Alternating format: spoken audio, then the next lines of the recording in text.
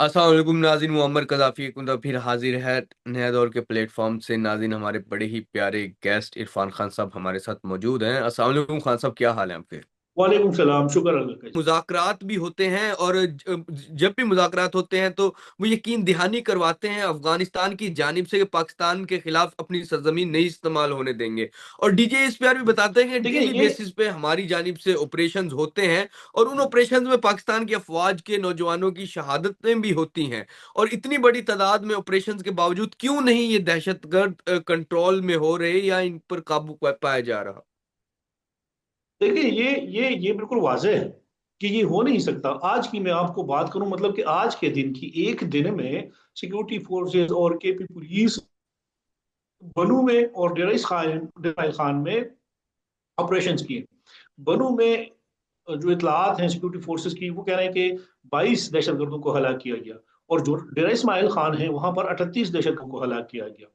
ये मैं सिर्फ आपको दो अजला की बात कर रहा हूँ कि जहां पर 38 दहशतगर्द को 3-4 घंटे के दौरान हलाक किया गया। अब ये लोग कहाँ से आए हैं, कौन इन की सहूलतकारी कर रहा है, कौन इनको फाइनेंशियल सपोर्ट दे रहा है, तो ये सारी चीजें बहुत वाजे हैं। तो अगर एक तरफ अफगानिस्तान से इस तरह के लोग आते हैं और दूसरी तरफ वो कहते हैं कि मुज़ाकरात करें, तो मेरे ख्याल में ये कभी भी कामयाब नहीं होंगे और कोई भी बिल्कुल। रियासत ये नहीं चाहती। माजी में माजी में जब इमरान खान प्राइम मिनिस्टर थे और जब फैज हमीद थे फिर कोर कमांडर पेशावर बने, उनके दौर में हुँ, जो हुँ। मुज़ाकरात का एक सिलसिला शुरू हुआ, तो उसी हुँ, हुँ। मुज़ाकरात के नाम पर एक स्पेस दी गई इन मिलिटेंट्स को, कलदम टीटीपी को, के मुज़ाकरात के दौरान यानी कि जब तक मुज़ाकराती अमल जारी है तब तक वहां से अगर कोई मिलिटेंट वहां का से कलदम टीटीपी के लोग खैबर पख्तूनख्वा दाखिल होते हैं तो आपने उनको कुछ नहीं कहना। और स्वाद इसका एपिसोड हमने तब देख लिया कि जब एक डीपीओ और एक सर्विंग कर्नल को उन्होंने अरेस्ट किया, क्योंकि वो लोग वहां पर गए हुए थे, जी, जी। ऑपरेशन कर रहे थे, मिलिटेंट्स इतनी तादाद में आए थे कि उनको पकड़ लिया। कहने का मकसद ये है कि तहरीक इंसाफ के उस इमरान खान के और फैज हमीद ने मुज़ाकरात के नाम पर उन लोगों को यहाँ पर बसाया, क्योंकि उस वक्त बॉर्डर पे ये वाज़ेह अहकामात दी गई थी कि आपने किसी को फायर करके आपने हलाक नहीं करना और आपने इनको एक महफूज रास्ता देना है।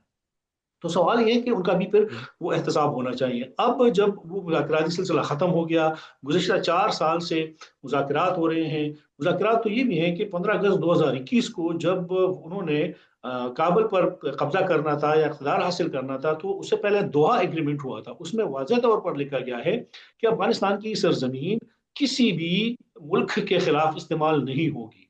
इसका क्या मतलब है? इसका यही मतलब है कि वहाँ पर जितने भी मिलिटेंट्स हैं, ग्रुप से, वो अफगानिस्तान में रहकर पाकिस्तान पर हमला नहीं कर सकती, लेकिन उस दोहा मुआहिदे की खिलाफ वर्जी हो रही है। उस दोहा मुआहिदे में कौन नहीं बैठा था? उसमें अमेरिका गारंटर नहीं है, उस समय जलमे खलीलजाद जो आजकल बैठा हुआ है पाकिस्तान के खिलाफ, इतनी वो बकवास कर रहा है, क्या वो उसमें नहीं बैठा हुआ था? तो अगर इमारत इस्लामी उस मुआहिदे की पासदारी नहीं कर रहा, अगर इमारत इस्लामी उस मुआहिदे नहीं मान रही, तो अगर उसके साथ दोबारा मुज़ाकरात हो जाए, उसके साथ दोबारा मुआहिदा हो जाए, तो इस बात की गारंटी कौन देगा कि वो उस मुआहिदे पर कायम रहेंगे?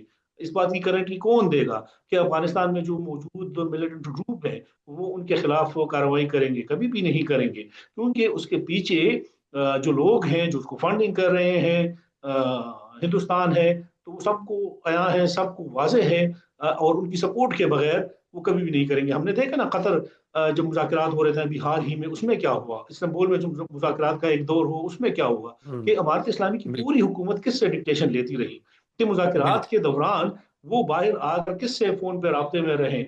क्या उनकी हुँ, हुँ। अपनी इतनी हुकूमती रिट नहीं है कि अपने फैसले खुद करें और वो डिक्टेशन लें? तो कहने का मकसद ये है कि इस वक़्त जो मुज़ाकराती अमल है वो तो बिल्कुल हाँ, रियासत रियासत के साथ मुज़ाकरात करती है। लेकिन अगर मैं गुज़िश्ता 2004 से बात करूँ, जो खैबर पख्तूनख्वा के अंदर जो मिलिटेंट्स ग्रुप थे ख़ासकर, उनके साथ जब रियासत ने मुज़ाकरात किए, 7 बड़े मुआहदे हुए। 2004 हुँ, के हुँ। सरारोगा मुआहदे से लेकर स्वात ऑपरेशन तक, और फिर बाजोड़ में मौलवी फ़कीर मोहम्मद के साथ मुआहदे, और मंगलबाग, कोई भी मुआहदा, कोई भी मुज़ाकरात कामयाब नहीं हुए और बिल सिक्योरिटी बिल्कुल। फोर्सेस ने फिर आपको ऑपरेशन करना पड़ा। और बिल सिक्योरिटी फोर्सेस को उसी ऑपरेशन के नतीजे में हमने देखा कि स्वात में फिर अमन बहाल हुआ। तो मेरे बिल्कुल। नज़दीक अगर जरगों से या मुज़ाकरात से अमन आ सकता है तो इससे तो बेहतर कोई बात नहीं, लेकिन जो माजी को हम देखते हैं तो उसके नताइज कुछ खातिर खा नहीं आए हैं।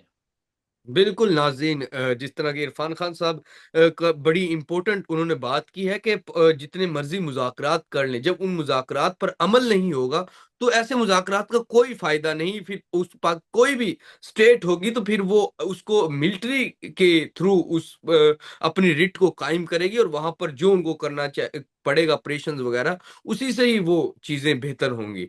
फ़िलहाल के लिए इरफ़ान खान साहब को और मुअम्मर कज़ाफ़ी को इजाज़त दीजिए। खुदा हाफ़िज़।